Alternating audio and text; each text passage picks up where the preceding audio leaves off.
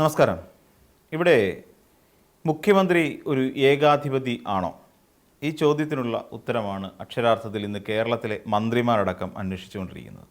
ഇതൊരു അതിശയോക്തിപരമായ പരാമർശമൊന്നുമല്ല. സത്യത്തിൽ കേരളത്തിലെ പല ഇൻസിഡൻറ്റുകളും അല്ലെങ്കിൽ കേരളത്തിൽ മുഖ്യമന്ത്രി എന്നുള്ള നിലയ്ക്ക് മുഖ്യമന്ത്രി എടുത്തിട്ടുള്ള പല കാര്യങ്ങൾ നമ്മൾ പരിശോധിക്കുമ്പോൾ നമ്മൾ അത്തരം കാര്യങ്ങൾ വ്യക്തമായി മനസ്സിലാക്കേണ്ടി വരും. മുഖ്യമന്ത്രി ഒരു ഏകാധിപതിയാണ്. തൻ്റെ കാര്യങ്ങൾ അല്ലെങ്കിൽ താൻ പിടിക്കുന്ന മുയലിന് കൊമ്പുണ്ട് എന്ന് പറയുന്ന രീതിയിലേക്ക് മുന്നോട്ട് ഈ പറയുന്ന സർക്കാർ എന്ന് പറഞ്ഞാൽ മുഖ്യമന്ത്രി എന്ന് പറയുന്ന എന്നിൽ നിക്ഷിപ്തമായിരിക്കുന്ന ഒന്നാണ്. നമ്മൾ പലപ്പോഴും ശ്രദ്ധിച്ചിട്ടുള്ള ഒരു കാര്യമുണ്ട്. എപ്പോഴും വി.ഡി. സതീശൻ സംസാരിക്കുമ്പോൾ അദ്ദേഹം പറയുന്നത് ഞാൻ എന്നായിരിക്കും പറയുന്നത്. ഞാനതിൽ തീരുമാനമെടുക്കും, ഞാൻ ആ കാര്യങ്ങൾ പഠിക്കട്ടെ, ഞാൻ ആ കാര്യങ്ങൾ ചെയ്യട്ടെ. അതേസമയം ഇതിന് മുൻപുണ്ടായിരുന്ന ഒരു മുഖ്യമന്ത്രിയായിരുന്ന പിണറായി വിജയൻ പറയുമ്പോഴും നമ്മൾ ശ്രദ്ധിക്കേണ്ടതുണ്ട്. അതായത് പിണറായി വിജയൻ എപ്പോഴും ഞങ്ങൾ എന്നാണ് ഉപയോഗിച്ചുകൊണ്ടിരുന്നത്.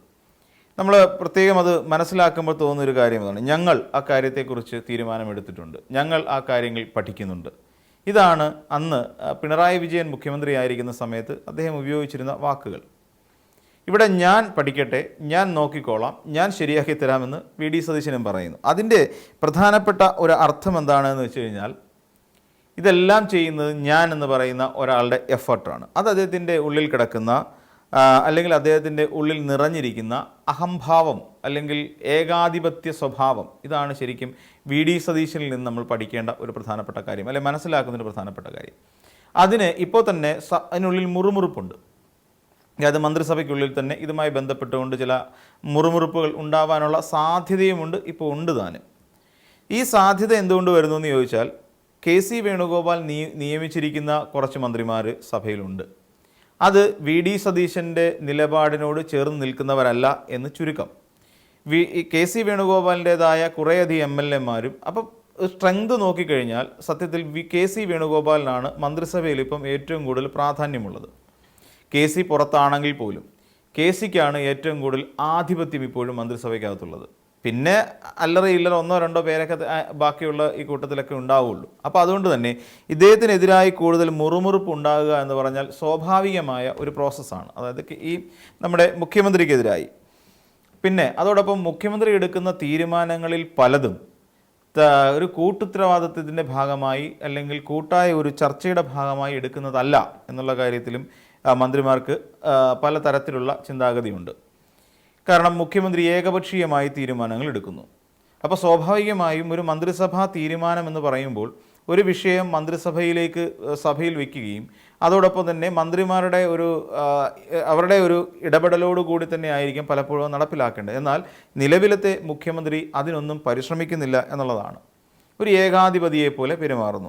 ഇവിടെ നമുക്കറിയാം ധനം വകുപ്പാണെങ്കിലും നിയമവകുപ്പ് ആണെങ്കിലും ഇത് രണ്ടും ഏറ്റവും പ്രധാനപ്പെട്ട രണ്ട് വകുപ്പുകളാണ്. നമ്മൾ പലപ്പോഴും അതിനെ തള്ളിക്കളയേണ്ട കാര്യമില്ല. ധനവും നിയമവും ഇത് രണ്ടും കൂടെ അദ്ദേഹം എടുത്ത് കൈ വെച്ചിരിക്കുന്നത് ഇതിനെ തൻ്റേതാക്കി നിർത്തുക എന്നുള്ളതിൻ്റെ ഒരു ഉദ്ദേശത്തോടു കൂടി ഏത് വകുപ്പിനെയും തൻ്റേത് മാത്രമാക്കി നിലനിർത്തുക എന്ന് പറയുന്ന ഒരു അഹങ്കാരം അദ്ദേഹത്തിൻ്റെ ഉള്ളിലുണ്ട്. ഇല്ലാന്നുണ്ടെങ്കിൽ ഇപ്പം നിയമപരമായി ഒരു പദ്ധതി വരികയാണെങ്കിൽ അതിൻ്റെ നിയമപരമായ കാര്യങ്ങളും അദ്ദേഹം തന്നെ പഠിച്ച് മനസ്സിലാക്കി ചെയ്യുന്നു. അതിന് വേണ്ട സാമ്പത്തിക കാര്യങ്ങളും അദ്ദേഹം തന്നെ തീരുമാനമെടുക്കുന്നു. അപ്പം രണ്ട് പ്രധാനപ്പെട്ട വകുപ്പുകൾ അദ്ദേഹത്തിൻ്റെ കയ്യിലേക്ക് വരുമ്പോൾ മറ്റുള്ളവർ വെറും നോക്കുകുത്തികളായി മാറുന്ന സാഹചര്യം ഉണ്ടാകുന്നു. അപ്പോൾ ഇവിടെ പൊതുമരാമത്ത് വകുപ്പാണെങ്കിൽ തന്നെ എന്താണ് ബഷീറിന് പണി? പ്രത്യേകിച്ച് ഒരു പണിയില്ല.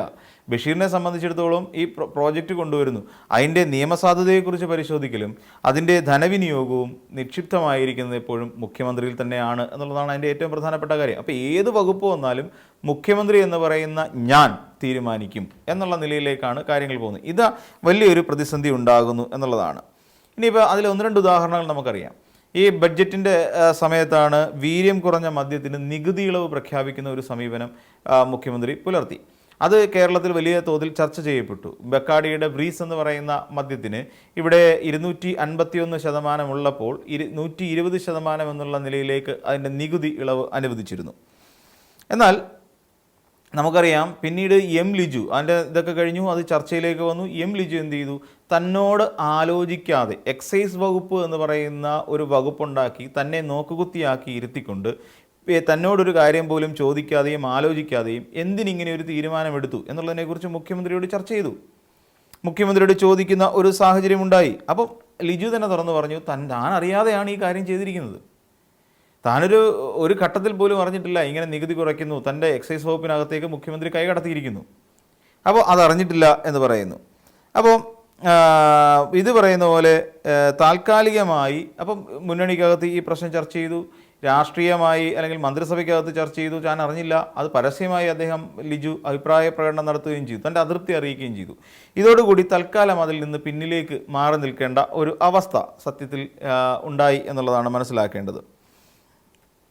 പിന്നെ അതോടൊപ്പം തന്നെ മറ്റൊരു കാര്യം, നമുക്ക് പ്രദീപ് കുമാർ എന്ന് പറയുന്ന ഒരു അഡ്വക്കേറ്റിനെ ദേവസ്വം സ്പെഷ്യൽ പ്ലീഡറായി നിയമിക്കുന്നൊരു സമീപനം ഉണ്ടായി. ദേവസ്വം സ്പെഷ്യൽ പ്ലീഡർ, ആ സമയത്ത് നമുക്കറിയാം ഇവിടെ ദേവസ്വത്തിനൊരു വകുപ്പ് മന്ത്രിയുണ്ട്, കെ മുരളീധരൻ. അപ്പോൾ കെ മുരളീധരൻ ദേവസ്വം വകുപ്പ് മന്ത്രിയായിരിക്കുന്ന സമയത്ത് ചെന്നൈയിലെ സ്മാർട്ട് ക്രിയേഷൻസിൻ്റെ സ്വന്തം അഭിഭാഷകനായിരുന്ന ഈ പ്രദീപ് കുമാറിനെ ദേവസ്വം ബോർഡിൻ്റെ സ്പെഷ്യൽ പ്ലീഡറായി നിയമിച്ചു. ഇത് പിന്നീട് കാര്യങ്ങൾ തിരിഞ്ഞ് കളിച്ച് വന്നപ്പോഴാണ് അറിയുന്നത് ഇതിൻ്റെ മന്ത്രിയായിരുന്ന നമ്മുടെ കെ മുരളീധരൻ ഇക്കാര്യം അറിഞ്ഞിട്ടേയില്ല. അപ്പോൾ കെ മുരളീധരൻ ഇതുമായി ബന്ധപ്പെട്ടുകൊണ്ട് അതൃപ്തി രേഖപ്പെടുത്തി. പിന്നീട് സർക്കാർ എന്ത് ചെയ്തു? യു ടേൺ അടിച്ചു. അപ്പോൾ തന്നെ വീണ്ടും തൻ്റേതായ താൻ എന്ന് പറയുന്ന ഒരു തോന്നലിൻ്റെ ഭാഗമായി വീണ്ടും അടുത്ത നിയമനമുണ്ടാകുന്നു. പിന്നെ അതോടൊപ്പം തന്നെ ഈ ജനക്ഷേമ പദ്ധതിയാണ് കഴിഞ്ഞ സർക്കാർ വൃത്തിയായി കൊണ്ടു നടന്ന എല്ലാവർക്കും വീടുകളിലേക്ക് എത്തിച്ചു നൽകിയ ഈ ക്ഷേമ പെൻഷൻ. അപ്പോൾ എന്ത് ചെയ്തു? ഈ വീടുകളിൽ എത്തിച്ചു നൽകുന്ന ആ ഒരു പരിപാടി വി ഡി സതീശൻ ഒറ്റയടിക്ക് അങ്ങ് നിർത്തലാക്കി. അപ്പോൾ എം ലിജു ഇതുമായി ബന്ധപ്പെട്ടുകൊണ്ട് പരസ്യമായ ഒരു പ്രതികരണം നടത്തി. അപ്പം എം ലിജു അദ്ദേഹം സഹകരണ വകുപ്പ് മന്ത്രിയാണ്. സഹകരണ വകുപ്പിലൂടെ അല്ലെങ്കിൽ സഹകരണ ബാങ്കുകൾ വഴിയായിരുന്നു, അവിടെയുള്ള ചില ഓഫീസർമാർ വഴിയാണ് ഈ പണം നടക്കാനും അതോടൊപ്പം തന്നെ കിടപ്പ് രോഗികളുമായ പെൻഷനേഴ്സിൻ്റെ കയ്യിലേക്ക് എത്തിച്ചുകൊണ്ടിരുന്നത്. സഹകരണ വകുപ്പ് മന്ത്രിയായ എം ലിജു പോലും അറിയാതെ സഹകരണ വകുപ്പ് ബാങ്കിൽ നിന്നും ഇത് മാറ്റി ദേശസാൽകൃത ബാങ്കുകളിലേക്ക് ഇത് മാറ്റുന്നു, വീടുകളിൽ ഇനി എത്തിച്ചു കൊടുക്കുന്ന പരിപാടിയില്ല എന്ന് തീരുമാനിക്കുന്നു. സ്വാഭാവികമായും എം ലിജുവിന് ഇക്കാര്യത്തിൽ ഒരു ദേഷ്യം, അതൃപ്തി ഉണ്ടാകാനുള്ള സാധ്യത വളരെ കൂടുതലാണ്. അപ്പം ഇതുമായി ബന്ധപ്പെട്ടുകൊണ്ടും എം ലിജു പരസ്യമായി തൻ്റെ പ്രതികരണവുമായി രംഗത്തെത്തി. ഈ പദ്ധതി ഇങ്ങനെ തന്നെ തുടരണം, അതായത് സഹകരണ വകുപ്പിലൂടെ അല്ലെങ്കിൽ സഹകരണ ബാങ്കുകളിലൂടെ വീടുകളിലേക്ക് എത്തിച്ചു കൊടുക്കുന്ന ഒരു പദ്ധതിയായിട്ട് മുന്നോട്ട് കൊണ്ടുപോകുന്നതാണ് തൻ്റെ ആഗ്രഹമെന്നും അത് നിർത്തലാക്കിയതിൽ തനിക്ക് നീരസമുണ്ടെന്നും അതൃപ്തിയുണ്ട് എന്നും കൂടി എം ലിജു വ്യക്തമാക്കി. പിന്നെ അതോടൊപ്പം തന്നെ ഇനി ഇവിടെ കൊണ്ട് എം ലിജുവിന് തന്നെ 2 പണി കിട്ടി, കെ മുരളീധരന് 1 പണിയും കിട്ടി. ഇനി നമ്മൾ വിചാരിക്കും സ്വാഭാവികമായും ഇതിനകത്തിലെ ഏറ്റവും മുതിർന്ന ഒരു നേതാവായി നമുക്ക് കാണാൻ കഴിയുന്ന അല്ലെങ്കിൽ മുതിർന്ന ഒരു മന്ത്രിയായിട്ട് നമുക്ക് കാണാൻ കഴിയുന്ന ഒരാൾ നമ്മുടെ രമേശ് ചെന്നിത്തല പിന്നെ ആഭ്യന്തര വകുപ്പ് മന്ത്രിയാണ്. എന്നാൽ ആഭ്യന്തര വകുപ്പ് മന്ത്രിക്കും കിട്ടി എന്താണ്? അതായത് ആഭ്യന്തര വകുപ്പിലെ മുഖ്യ ഉപദേഷ്ടാവായി മുൻ DGP ഹേമചന്ദ്രനെ നിയമിക്കുന്ന കാര്യത്തിൽ ഒരു തീരുമാനം രമേശ് ചെന്നിത്തല ആഭ്യന്തര വകുപ്പ് മന്ത്രി എടുത്തിരുന്നു.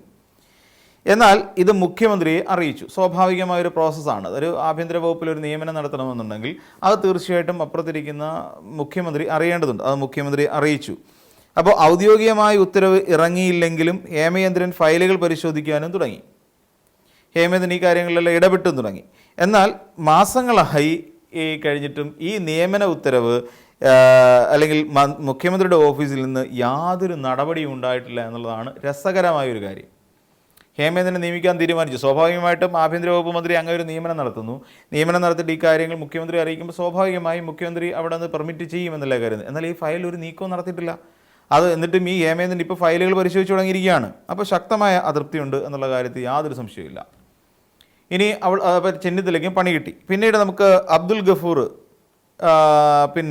ഗഫൂർ ആരാണെന്ന് നമുക്കറിയാമല്ലോ, ഒരു ഫിഷറീസ് വകുപ്പ് മന്ത്രി. ഈ അടുത്ത കാലത്താണ് അദ്ദേഹം ഫിഷറീസ് വകുപ്പിലാണ് കൈകാര്യം ചെയ്യുന്നതെന്ന് നമുക്ക് മനസ്സിലായത്. VK ഇബ്രാഹിം കുഞ്ഞെന്ന് പറയുന്ന മുൻ പൊതുമരാമത്ത് വകുപ്പ് മന്ത്രിയുടെ മകൻ.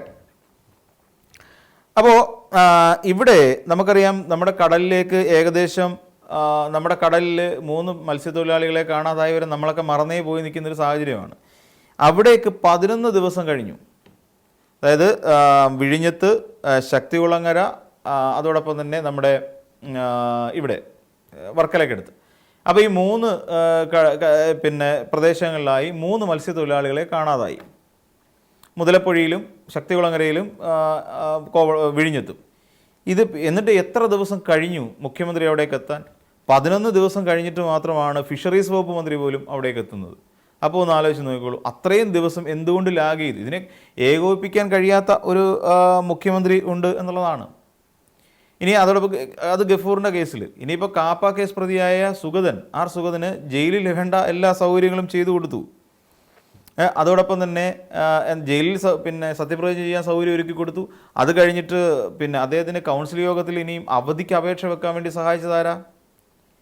അവധിക്ക് അപേക്ഷ വെക്കാൻ സഹായിച്ചു. അപ്പോൾ അങ്ങനെ ആഭ്യന്തര വകുപ്പിൽ നിന്ന് അങ്ങനെ ഉത്തരവിറങ്ങുന്ന ഒരു സാഹചര്യം ഉണ്ടായി. അപ്പോൾ ഇതെല്ലാം ഇത്രയും വലിയ വിഷയമായിരുന്നിട്ട് കൂടി ഇത് മന്ത്രിസഭാ യോഗത്തിൽ ഒരിക്കൽ പോലും ചർച്ച ചെയ്തിട്ടില്ല എന്നുള്ളതാണ്. എന്നിട്ട് ഒരു സാധാരണ ഒരു ഉദ്യോഗസ്ഥയെ പിന്നെ അവിടെ നടപടിയെടുത്ത് പുറത്താക്കുന്നൊരു സമീപനമൊക്കെ ഉണ്ടായി. ചുരുക്കി പറഞ്ഞാൽ, ഒരു സർക്കാർ പ്രവർത്തിക്കുമ്പോൾ സർക്കാരിലെ അതത് മന്ത്രിമാരെ നോക്കുകുത്തികളാക്കിക്കൊണ്ട് വി.ഡി. സതീശൻ താൻ പോരുമ കാണിച്ചുകൊണ്ട് പോകുന്ന ഒരു സമീപനം ഇപ്പോൾ പിന്നെ സർക്കാരിൻ്റെ ഭാഗത്തു നിന്നുണ്ട്. അത് എല്ലാ മന്ത്രിമാർക്കും ആ കാര്യത്തിൽ അസ്വാരസ്യമുണ്ട്. ഇത് അങ്ങനെ പോയി കഴിഞ്ഞാൽ പിന്നെ ഇവർക്ക് പൊതുവിലുള്ള ഒരു പരാതി ഹൈക്കമാൻഡിനെ അറിയിക്കുന്ന ഒരു സാഹചര്യത്തിലേക്ക് പോകും. അങ്ങനെ വന്നാൽ തീർച്ചയായിട്ടും വി.ഡി. സതീശൻ സർക്കാരിന് പതുക്കെ ഇറങ്ങേണ്ടി വരുന്ന സാഹചര്യമാണ് ഉണ്ടാവുക.